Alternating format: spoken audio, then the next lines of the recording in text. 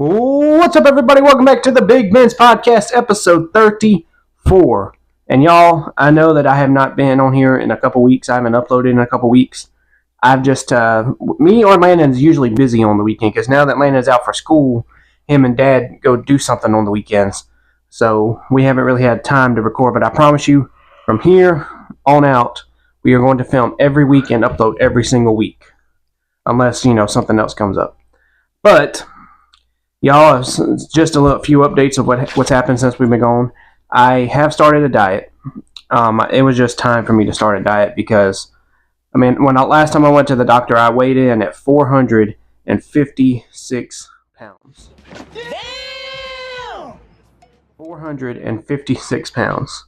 So I am glad that I'm finally dieting. I've been dieting now for almost 2 weeks. We did have a cheat day Thursday, and it was lovely. We had some chicken tenders. I had some mashed potatoes, even though the mashed potatoes wasn't all that great. No amount of salt and pepper could save those mashed potatoes. But Landon and Dad got some loaded fries, and them things were thebomb.com. So basically, all three of us, because you ate a good amount. Because I ate a good portion of them. Oh, I got naughty on my cheat day. After we left there, we went to Food Lion, and I got a bag of Fruit Mambas and some chips and dip that I ended up eating that night. It's a cheat day. You got to go out on a cheat day. Yeah, you don't have to go overboard on it. But I got right back to it on Friday, and it is now Saturday night, and don't know how tomorrow's going to go because Mother says she's cooking roast tomorrow. I know I can have it. I just got to figure out how to put it in. My Fitness Pal, non-sponsored. When I lost weight, the first time in 2019, I used my Fitness Pal, and that's what I'm using again because it counts my calories, it counts my fat, my proteins, the amount of sugar I'm eating, the amount of sodium I'm eating, and I have rarely been eating anything. Like today, I rarely ate. Well, I ate more today than I normally do. This morning for breakfast, I had a junior breakfast burrito, and that thing was junior. That damn thing was like that big. I swear they used to be bigger, but I had that. For lunch, I had a 6-inch cold cut from Subway. And then I had a Healthy Choice meatloaf and mashed potatoes meal for dinner. And then I had a half tuna sandwich for my snack tonight. But yeah, y'all. And also, it is officially summertime. Summer officially started the other night. No, it starts tomorrow, don't it? No, I think it started the other night. June 22nd is when it starts, I think. No, the weather said June that summer started the other night. Oh. Hazel wants to be in the video, y'all. We've been at my granny's house, so he's missed me and Cassie. But yeah, so with that being said, we're going to get into the first part of the video, and that is rating the Money in the Bank PLE that happened a couple weeks ago. Lana, what did you think of the PLE? It was a pretty good one. I got probably like a 8 out of 10 probably on the show. Yeah, something on his nose, y'all. What about you? I'll get it. I thought the show was pretty good. I'd give it probably a 7 out of 10. Just because, the best 2 matches were the Money in the Bank matches. Thing on his nose bothering now that you pointed it out. But yeah, so first match of the night was the women's Money in the Bank match. Naomi is Miss Money in the Bank. And I think that's the best choice WWE could have made. Because Naomi has been a heel now for, a month and a half? More than that. She was a heel going into the WrestleMania match with Jade Cargill. Well, yeah, more than a month then. Like, what? Probably since 2 January, 3 months? 3 months? 4 months? Anyway, so I thought it was the best idea for her to win the Money in the Bank. And I am very, very curious about when she is going to cash in on Tiffany Stratton to become the new Women's World Champion. I hope it's at Evolution so they can have a triple threat Bianca, Jade, and Naomi at SummerSlam. Let's hope that will happen. And then next match of the night we had... It was, Y'all, it was a couple weeks ago. I forgot all the matches. You have to look them up. And so we'll talk about the men's Money in the Bank. The men's Money in the Bank, Seth freaking Rollins is your Mr. Money in the Bank. Do you think it should have pulled the trigger with LA Knight and had him win it? Yes. LA Knight, I think, So a lot of people are going to sit here and say that LA Knight is not world champion material. LA Knight is one of the greatest superstars on the SmackDown roster. And, but they have him in the mix with the storyline of him and Seth Rollins and Braun Breaker. And before I go any further, what was Braun Breaker doing last night? I don't know, bro. Was freaking out. Byron Saxton was just trying to get a word, and he comes running up. Woo! But Seth Rollins, I think, is an okay choice to win Money in the Bank, because I think before the end of this year, Seth Rollins is going to hold probably the World Heavyweight Championship again. Probably. I think he's probably going to cash in with John Cena and Cody Rhodes when they face off at SummerSlam. He's going to cash in after Cody wins the title back. But before we go any further, let's talk about the Goldberg versus Gunther at Saturday night's main event, July 12th, I think they said. Yeah. Goldberg coming back for, I think, is going to be his final match. Wait, what day is that? Saturday night's main event? July 12th, I think. No, like what day of the week? Probably Saturday. I was just saying if you would say something else. Probably a Saturday, I'd hope. But this is Goldberg's final match. Yeah, that's what I was saying. And to be honest with you, I don't think that they should have had Goldberg versus Gunther. I mean, y'all, I was furious when Jey Uso lost the world title to Gunther on Monday Night Raw. Because Jey Uso was possibly the most popular world champion in the last year. No, he was not, bro. How many world champions have there been in the last year? John Cena was more popular than Jey Uso. I'm talking about with the fans. He is. Oh, yeah, because when Jey Uso comes out, instead of yeeting, they go, Jey Uso sucks. No, but people like... If you go on and ask 15 or 20 people who'd like more, John Cena or Jey Uso, they're going to say John Cena. Anyway, so Seth Rollins is probably going to cash in. I think he's going to cash in at Saturday night's main event. Just because, why would Goldberg come back and win the title? I don't think if it's going to be his title. If it's going to be his last match.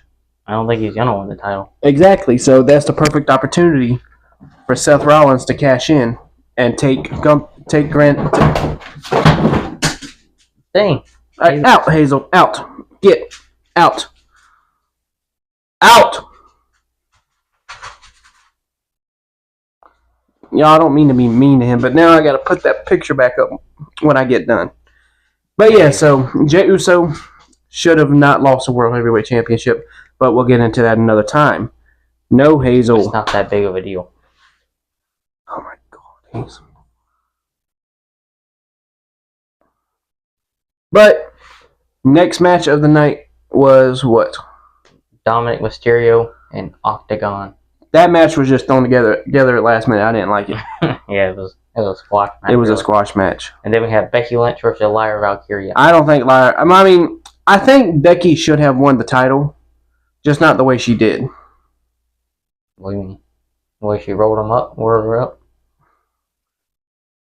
Because, I think it was time for Lyra to drop that title anyway, because ever since she's held that title... Ever since the Women's Intercontinental Championship and the United States Women's Championship was introduced, Lyra won the inaugural, I think that's how you say it, Women's Intercontinental Championship, and she held it for how long? Like 100 days or something? Oh. Yeah, and Chelsea Green lost hers in what?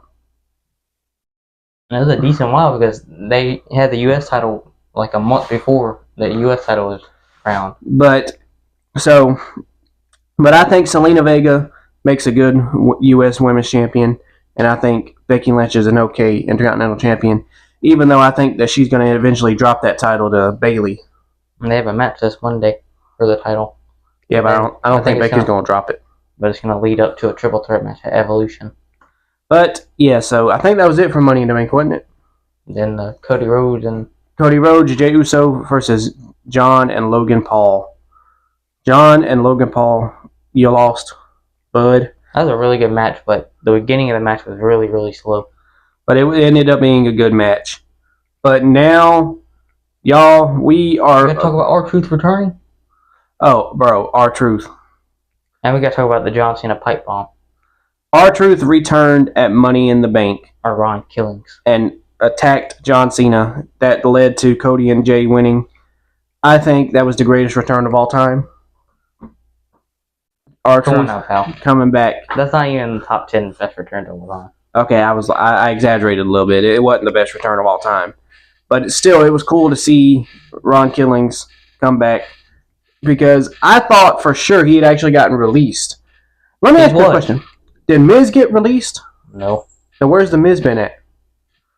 He's supposed to be in the storyline with Carmelo Hayes. But Carmelo Hayes hasn't been on TV in 2-3 weeks. He was on TV not last night, but last week. When? He was on TV last week. What was he doing? I think he was in a qualifying match. Yeah, he was. But the Miz didn't have to be there.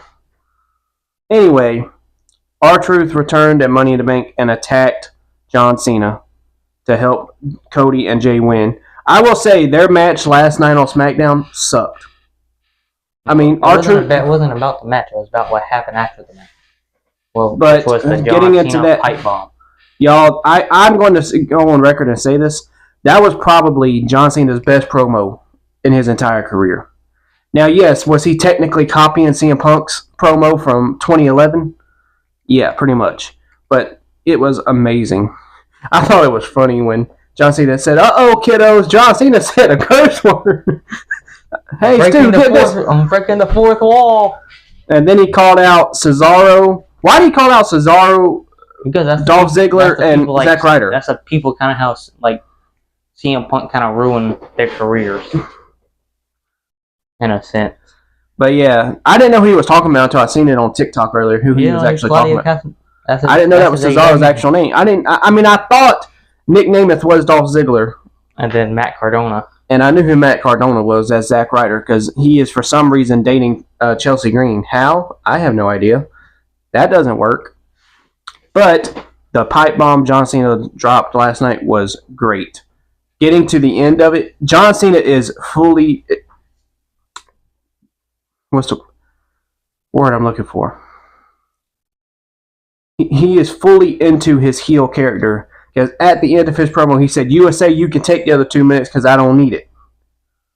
He called out USA, bro. But John Cena is fully into his heel character. But I've been seeing speculations and rumors on TikTok that by the end of his retirement tour, he's going to turn face again. And I want to know how that's going to work. He's gonna go back face at SummerSlam. He's gonna turn on the Raw. Because I think John Cena is getting a little tired of the heel gimmick. Because I think they put it to where he sold his soul to The Rock. You have not seen The Rock since Elimination Chamber. Yeah, but The Rock don't have to be there though. If he sold his soul to The Rock should be there at least at the past 3 or 4 PLEs there have been since Elimination Chamber. I do think he's going to be back at SummerSlam when he faces Cody Rhodes. But yeah, so getting into what's currently going on in the WWE. Right now they are having the King of the Ring tournaments. Monday, Jay versus Cody Rhodes. That is going to be an interesting match.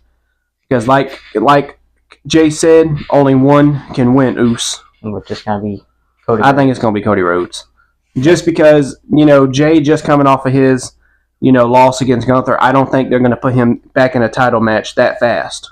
Which I don't get why Cody or Jay is in this match. In this King and the Ring. But it's going to be interesting. I wasn't finished talking. Oh, sorry. Because one, Cody, in the last 2 Money in the Bank. You remember the 2023 Money in the Bank with the Usos and Roman and Solo when they faced off? Jey Uso pinned Roman Reigns. He got the match at SummerSlam. Then last year, it was a 6-man tag with Kevin, Randy, and Cody. And they faced the New Bloodline. And Solo pinned Cody. He got the match at SummerSlam. Now, this past Money in the Bank, Cody pinned John. So why can't he just get a match at SummerSlam instead of having to go through a tournament? And Jay, he deserves a rematch because Gunther got himself a rematch. So Jay deserves a rematch. So why are they faking off? It's going to be... I think it comes down to where their friendship stands at the end of that match. But like I was trying to say, I think it's going to be interesting either way. because either way, if Cody wins, he has to face Randy Orton. And that's going to be an interesting match. I don't want to see Cody Rhodes and Randy Orton in a Saudi Arabia PLE. This crap has to happen at SummerSlam or WrestleMania. That's the only two PLEs I accepted at. Randy Orton absolutely obliterated Sami Zayn last night with the three most dangerous letters in sports entertainment: RKO. But Sami gave it his all. I want to know when Sami Zayn is going to get a world title shot. This is the perfect shot. You have Gunther retain at Saturday's main event. You have Sami win King of the Ring. Sami faces Gunther at SummerSlam, and Sami wins the title. Not that hard, bro. Lana needs to become a booker for WWE. I would become a good booker, bro. But with that, we gotta talk about the women's. I know. I was getting into that. Oh, sorry. So Alexa Bliss will face whoever wins tomorrow night. Asuka. No, Asuka will face whoever wins between. I swear, bro. If Jade Cargill wins Queen of the Ring, I'm gonna be mad, bro. Because if Naomi does cash in like I'm saying she will at Evolution, Jade already has that story to go after her. Mm-hmm. Asuka should face Io Sky. But so that's what's going on. Speaking of Io Sky, where the heck has she been, bro? She's the women's champion. She hasn't been on television. Or no, she was on television this past Monday. She was talking to Liv Morgan. This sucks that Liv Morgan got injured too. I know. She was involved in 3 good stories right now, leading up to a PLE for just women, and she's not going to be able to be in it now. Yep, because she dislocated her shoulder on Monday night, bro. And Kairi Sane didn't know, about it until the ref said, "Yeah, she's hurt." Yeah, people want to freaking blame her for the injury, bro. That's a bump that everybody takes. That's wrestling. Stuff's gonna happen. But anyway, so that's what's currently going on in the WWE. So with that being said, we're going to cut right here and get on to the rest of the video. Alright, y'all. It is time for everyone's favorite part of the video. Story time. Alright, okay. Well, I'm going to kick off. And I'm going to tell you this story about how I got one of our old dogs' tail stuck in a door. So, actually, the room we're in right now is the room that it happened in. So, at one point, there was a door on that,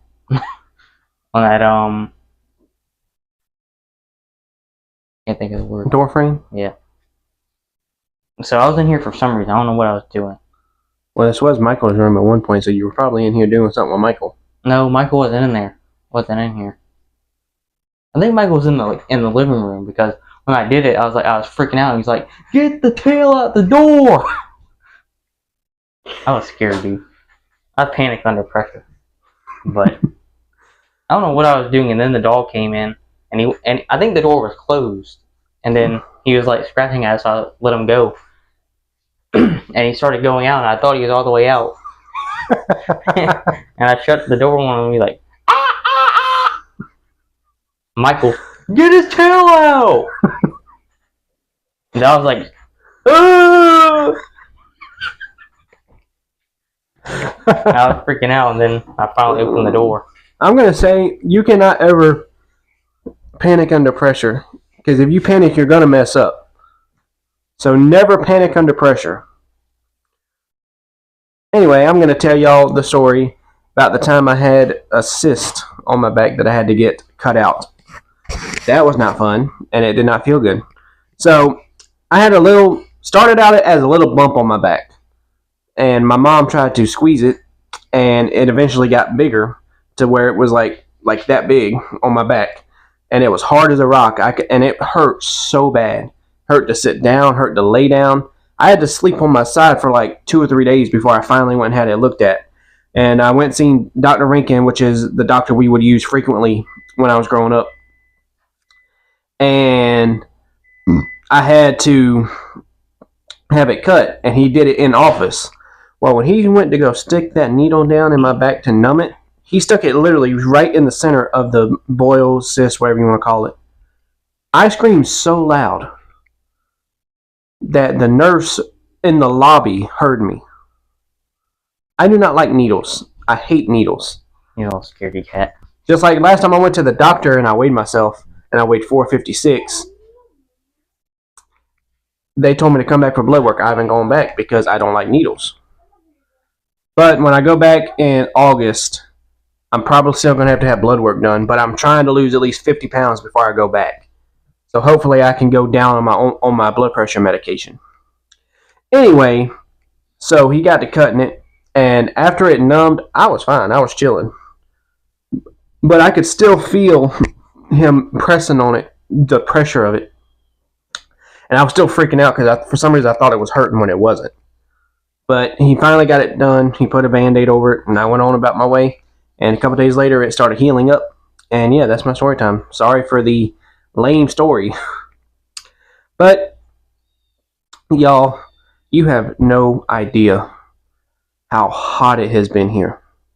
We are, like I said in the intro, we are officially in summertime. And summertime in South Carolina is hot. Or anywhere in the South that's hot. Okay.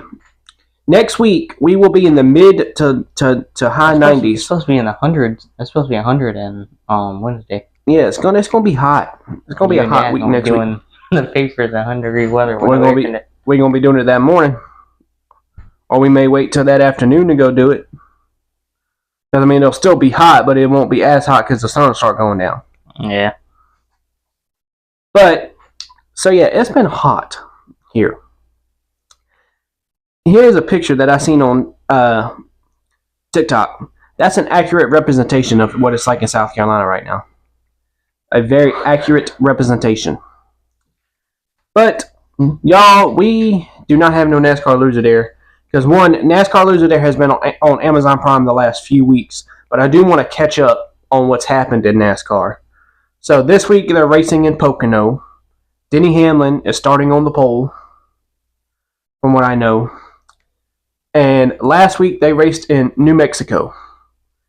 Shane Van Gisbergen. Mexico, not New Mexico. Raced in Mexico, New Mexico, same shit. No, it's not, bro. One's part of the U.S. and one's actually Mexico. Anyway, Shane Van Gisbergen won the one track out the entire schedule up to this point. Every other race he has finished either 5 or 6 laps down or completely wrecked out of the race. I know these F1 guys want a shot in the Cup Series or IndyCar racers, but they should stay on the road courses where they're good.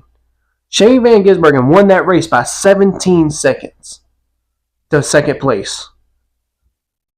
You telling me the one person who has not finished within the top 20 and it usually wrecks out of the race wins Mexico by 17 seconds?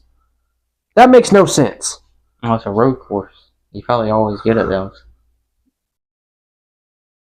Well, he was an IndyCar racer, so yeah, I'd hope so.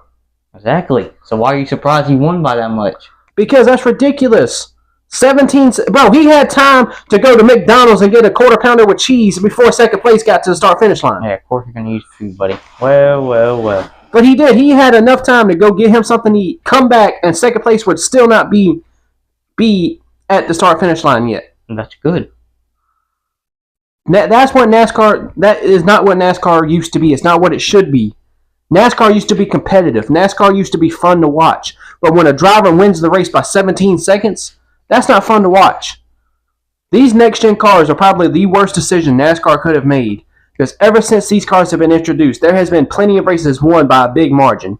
They're not competitive races anymore. Kyle Busch absolutely hates the next-gen car. For good reason, because it's not competitive racing anymore.